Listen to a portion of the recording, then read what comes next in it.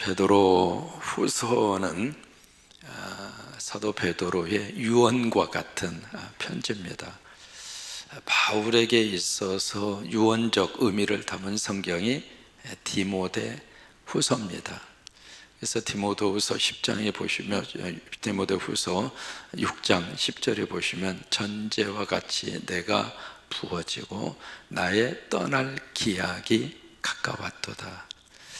그 구절을 보면 그 바울이 디모데후서가 거의 유언적 의미를 담고 그 편지를 쓰지 않았는가, 그렇게 우리가 생각합니다. 이 베드로후서도 마찬가지입니다. 그래서 베드로후서도 이 편지를 쓰고 나서 이제 베드로 사도가 로마에서 십자가를 거꾸로 달고 그리고 이제 순교로 세상을 떠납니다. 지금 이제 첫 번째 편지 그리고 두 번째 편지가 성격이 좀 다릅니다. AD 64년 7월 19일 로마에서 무슨 일이 있었는가?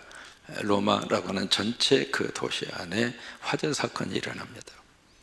그래서 엄청나게 많은 집들이 불에 탔고 신전들이 불에 탔고 가게들이 불에 타서 사라졌습니다. 이제 그러고 나서 흉흉한 소문이 막 돌기 시작을 했는데, 그 소문이 바로 뭐냐면 저 네로가 불질렀다. 그래서 이제 낡은 집들을 일시에 다 철거하고 그리고 나서 새로운 도시를 이렇게 건설하기 위해서 저 네로가 의도적으로 불을 질렀다라고 하는 그런 흉흉한 소문이 로마 시내 전체 속에 쫙 하고 퍼집니다. 사실은 네로가 불을 지른 건 아닙니다. 그래서 정치적인 위기에 몰린 이 네로는 이것을 어떻게 타개할까, 그러다가 거의 대부분 과거나 지금이나 마찬가지예요. 어떤 희생양을 찾아요. 희생양의 타켓이 된 것이 기독교인이었습니다. 왜 그랬을까? 그 당시 유대교는 로마 제국 안에서 정식 종교로 인정을 받았습니다. 그래서 유대교를 건들 수는 없었습니다. 그런데 기독교는 이제 막 타오르기 시작, 이제 막 피어나는 신생, 그들의 입장에서는 신생 종파였습니다. 그래서 이제 우습게 받고 그리고 얼마든지 기독교는 죽일 수 있다, 그렇게 생각을 한 거죠. 그렇게 해서 기독교가 희생양이 돼서 그때부터 기독교인들이 엄청나게 많은 핍박을 당합니다. 여러분들이 로마에 가서 보시면 콜로세움이라고 하는 원형 경기장 많이 들어보셨잖아요. 그 입구에 딱 들어가서 보면 참 많은 것을 생각하게 하는 곳이 콜로세움이에요. 원형 경기장입니다. 거기에 이제 그 밑에 이렇게 가면 지하에 들어가실 수 있거든요. 운동장 밑에 지하를 들어가서 보시면 양쪽으로 방이 이렇게 있습니다. 한쪽은 예수 믿는 크리스찬들을 가둬놓은 장소이고 한쪽은 맹수를 가둬놓은 장소입니다. 그렇게 해서 이제 둘을 끄집어내서 거기서 싸움을 시킨 거죠. 그리고 거기에 모여져 있었던 수많은 사람들이 열광하고, 사람이 참 묘합니다. 피를 보면 참 섬찟하면서도 광기가 일어납니다. 이제 그런 일들이 콜로세움에서 계속 일어났었어요.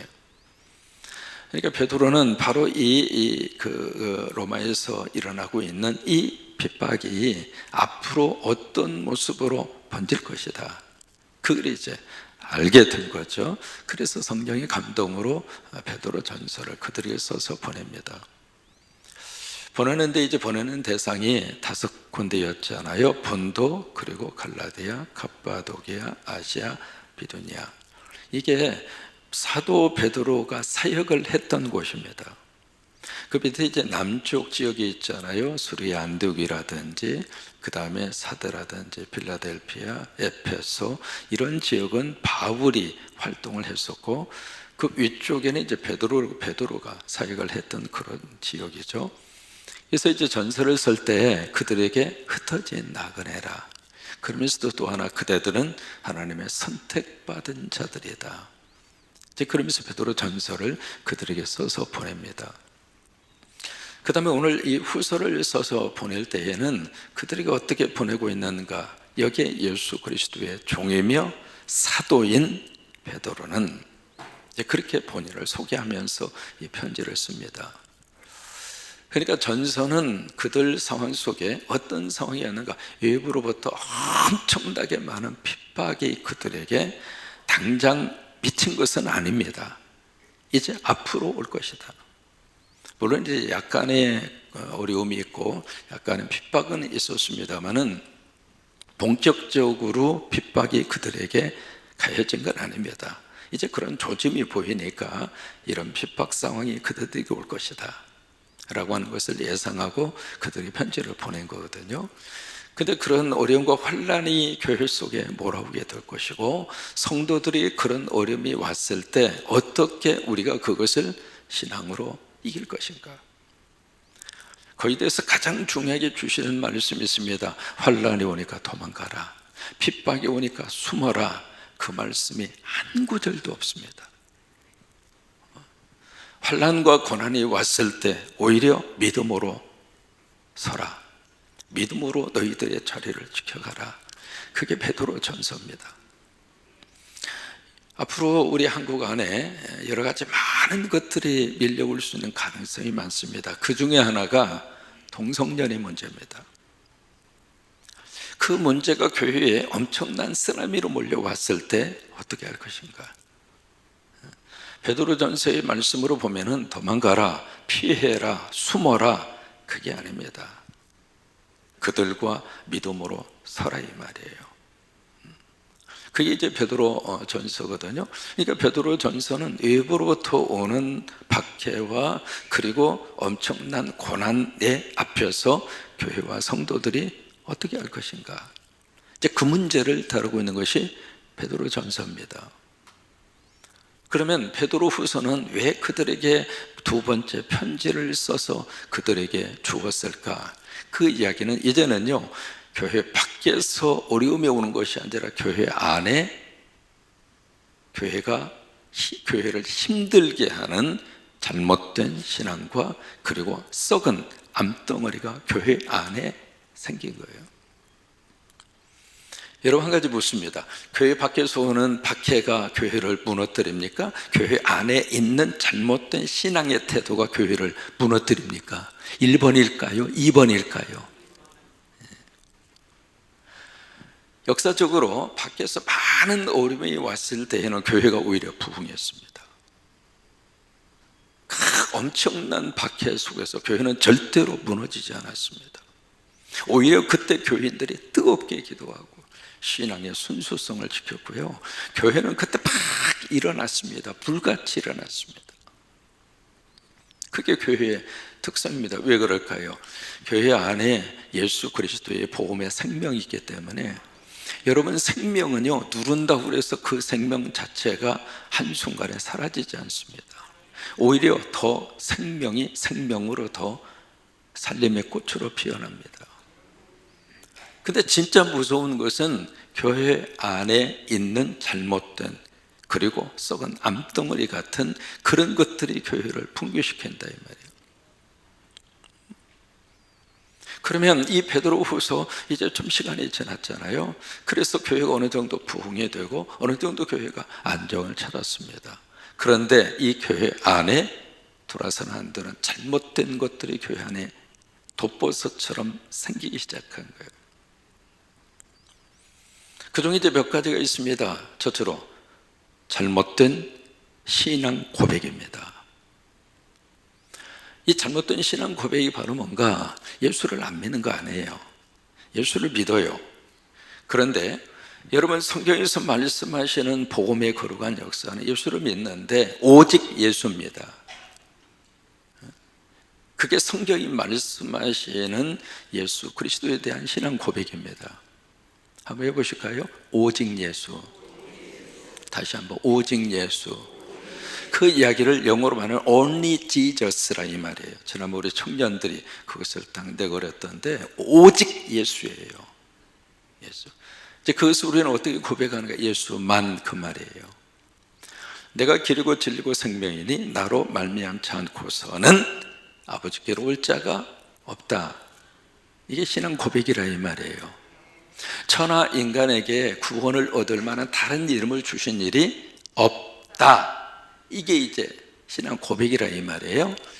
근데 교회 안에 성도들 속에 어떤 사상이 들어오게 됐는가? 그 예수를 믿어요? 안 믿는 건 아닙니다. 그런데 왜 예수만이냐? 이거예요. 그러니까 여기 이것을 참 묘하게 들어옵니다. 그래서 우리는 뭐라고 이야기하는가? 고상한 말로 종교 다원주의라. 고상한 말로 그렇게 이야기합니다. 예수를 믿지만 왜 꼭 예수만 믿어야 하느냐? 예수도 믿고 이것도 믿고 저것도 믿고, 그게 교회 안의 성도들 속에 그런 모습으로 들어와 있다 이 말이에요. 베드로후서는 그 신앙이 얼마나 위험한가를 보여주는 거예요. 여러분, 전도할 때요 가장 힘든 사람이 누구인 줄 알아요? 신학교 다니다가 중퇴한 사람. 진짜 힘들어요. 차라리 모르는 사람은요 처음 가서 복음을 전하고 말씀을 전하면 어느 한순간 눈에 비닐이 벗겨지는 것처럼 확 하고 진리를 깨닫고 복음으로 옵니다. 근데 신학교 다니다가 만 사람은요 아는 것도 아니고 모르는 것도 아니고 이 어설프면서도 할 말은 다 하거든요. 왜? 들은 풍어는 있으니까. 진짜 힘들어. 여러분, 분명한 믿음의 고백 위에 딱 설 수 있게 되기를 바랍니다. 두 번째, 잘못된 신앙생활입니다. 첫째는 잘못된 신앙 고백이고 두 번째는 잘못된 신앙생활이에요. 무슨 잘못된 신앙생활을 이야기하는가? 용서? 참 좋죠.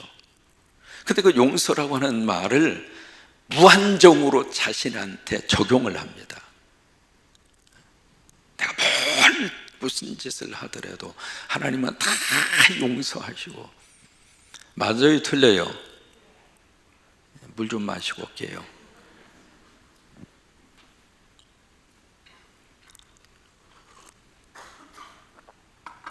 나 예수 믿고 구원받았으니까 어떤 행동을 해도 괜찮고. 맞아요, 틀려요? 잘못된 신앙생활. 그게 교회 안에 들어오더라 이 말이에요. 성경이 그렇게 가르쳤나요? 이게 다 신앙의 개념을 아전인수격으로 해석하는 거예요. 나한테 좋은 쪽으로. 부담스러운 것은 안 해도 되는 것으로. 마음은 욕심하되 마음은 온유하되 육신이 약하여 아는 건 많아. 그게 이 베드로 후서 쓸 때에도 교회 안에 들어와 있는 잘못된 믿음의 태도란 말이에요. 내가 나름대로 열심히 했는데 안 되는 것이야 어떡하겠어요? 왜? 내 능력의 한계를 벗어나니까. 그러나 우리가 몸부림쳐야 된단 말이에요. 저도 예수 믿는 사람으로서 뭔가 영적으로 갈등을 좀 해야 될 때는 갈등 좀 하고, 마치 사도 바울의 로마서 7장과 8장이 분위기가 확 달라요. 로마서 7장에서 자기가 자기 나름대로 난 왜 이러는가 막 몸부림을 칩니다. 이래서는 안 되는데 그 몸부림조차도 없이 로마서 8장으로 막 그냥 가려고 그래요. 그래서는 안 된다 이 말이에요.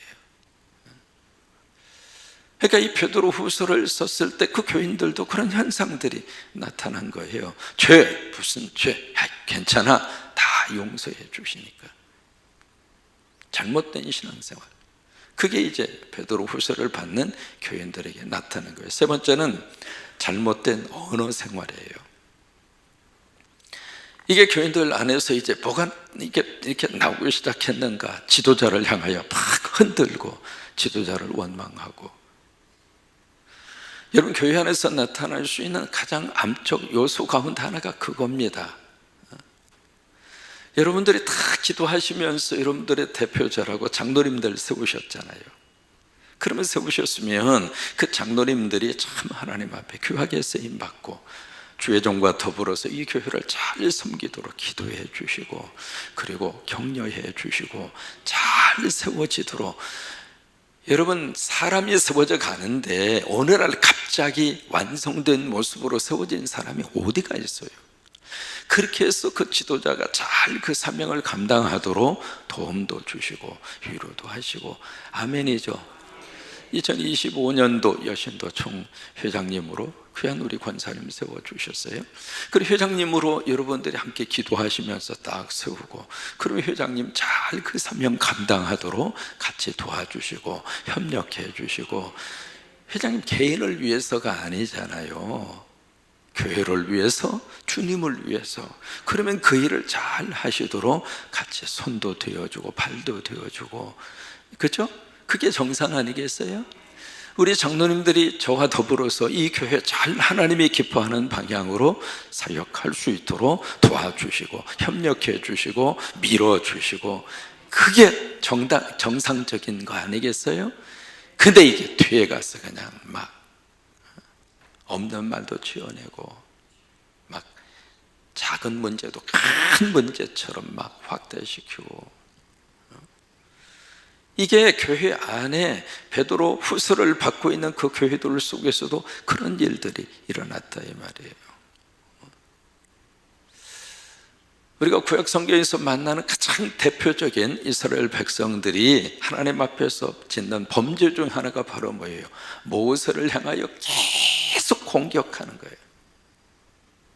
이래도 공격하고 저래도 공격하고, 먹을 거 없다고 그러니까 하나님 앞에 기도해서 반석을 해서 물을 공급해 주니까 그 마실 때는 고맙다고 그러더니 되돌아서서 또다시 막 죽이려고 덤벼들고, 모세를 향해서 막 그냥 그의 리더십을 부정하고, 그런 일들이 한두 번이 아니라 계속해서 일어나는 거예요.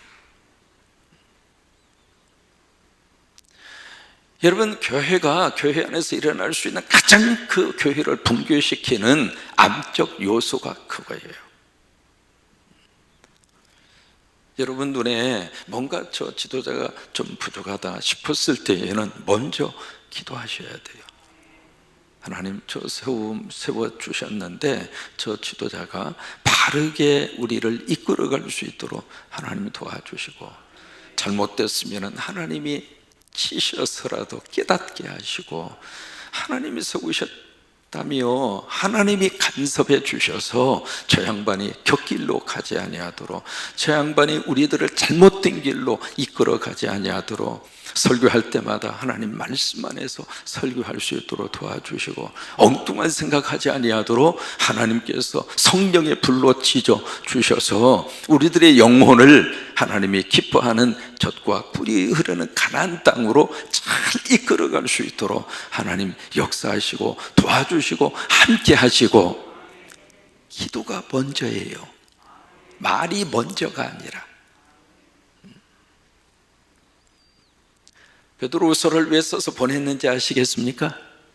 그 배경 하에 베드로후서를 읽으셔야 돼요. 1절입니다. 1절에서 이렇게 표현합니다. 예수 그리스도의 종이며 사도. 여러분, 이 두 가지의 개념은 어울리지 않아요. 종과 사도라고 하는 것은. 근데 예수님의 입장으로서 우리는 종이에요. 왜? 주님의 거루가 주님에게 매여 있는 자니까. 예수님이 십자가를 대가를 지불하고 우리를 사셨으니까 우리는 예수의 종이에요. 따라서 하십니다. 나는 예수의 종이다. 세상의 종이 아닙니다. 마귀와 사탄의 종이 아닙니다. 마귀와 사탄이 우리를 위해서 한 게 뭐예요? 아무것도 없잖아요. 이용해 먹으려고 하는 거지. 주님은 우리를 살리기 위해서 대가를 지불하고 우리를 사셨어요. 그래서 예수의 종이에요. 또 하나, 우리는 예수의 사도예요. 사도라고 하는 말은 보냄받았다 이 말이에요. 자, 우리 중고등부 교사 자리에서 일어나세요.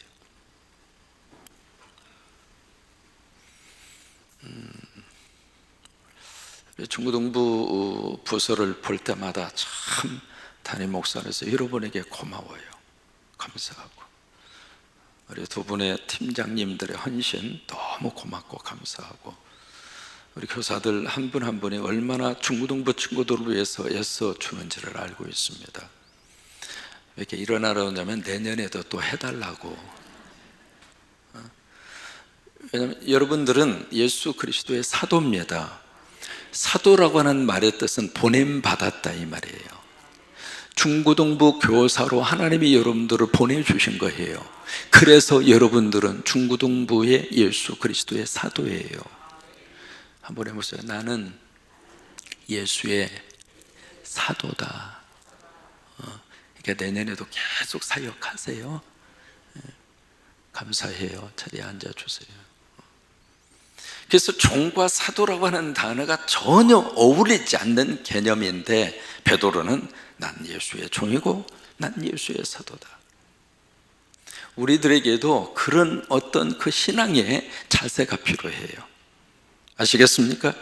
새해를 시작할 때 그런 모습으로 우리가 새해를 살자고요. 난 예수의 종이다.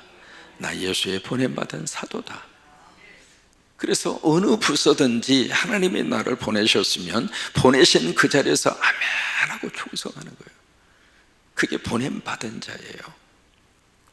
1절을 보십니다. 예수 그리스도의 종이며 사도인 시몬. 시몬 옛날 이름이죠. 자기의 본래 이름이에요. 시몬 또는 사이몬 같은 뜻이에요. 예수님이 그에게 이름을 지어줬어요. 베드로라고. 그러니까 본래 이름과 예수님이 주신 이름을 함께 쓴 거예요. 그래서 시몬 베드로. 이 베드로를 아람어로 말하면 게바예요. 게바.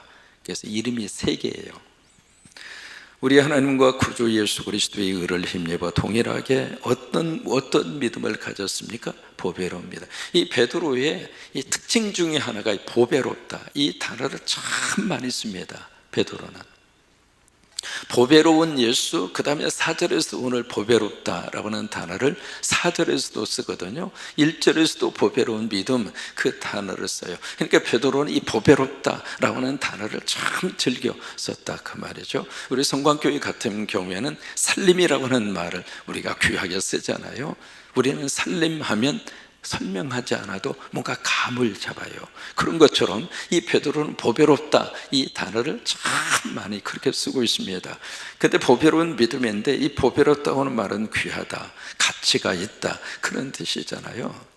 믿음을 가지고 보니까 이 믿음이 너무 귀하더라 말이에요. 이 믿음이 너무 귀한 가치를 가지고 있다 이 말이에요.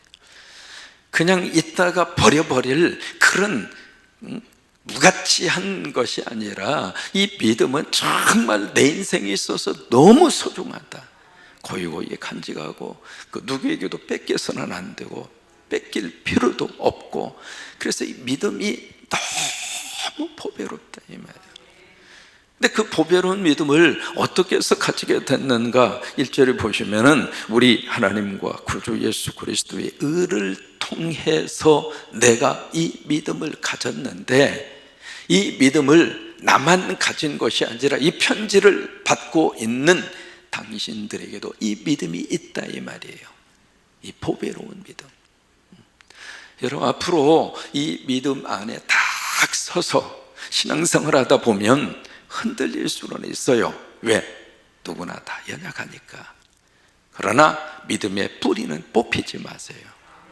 어떤 상황이 닥쳐온다 할지라도, 어떤 세파가 불어온다 할지라도 여러분 이 믿음 끝까지 붙들고, 우리 힘으로 붙들 수는 없습니다. 이렇게 예배를 통해서 매일마다 새벽의 영성으로, 그래서 이 새벽 기도가 우리에게 있어서 너무 귀한 거예요. 왜요? 내 믿음을 지켜가 주는 거예요. 새벽에 와서 말씀 듣고, 새벽에 와서 기도하고, 새벽에 와서 찬양하고, 그러면서 우리가 내 믿음을 지켜가는 거예요. 여러분 이것을 한순간이라도 게을리 하시면 신앙생활 아무리 오래 했다 할지라도 한순간 뽑혀요. 그러니까 이 자리 지켜가는 거예요. 이 자리 지키면서 내가 내 믿음을 내 스스로 지킬 수 없으니까 성령의 거룩한 역사로 하나님이 보배로운 믿음을 지켜주셔야 되고, 아버지의 말씀 그래도 한마디라도 들어야, 그래야 내가 내 믿음을 하나님께서 지켜갈 수 있도록 도와주시니까, 그래서 이 새벽에 오셔서, 그래서 제가 새벽에 강의 설교를 계속하는 이유가 그거예요. 말씀으로 하나님이 나를 꼭 붙들어 주시고 지켜주셔서 그냥 믿음이 아니라 이 보배로운 믿음, 보배로운 믿음, 보배로운 믿음, 이 믿음 가지고 나머지는 내일 하겠습니다.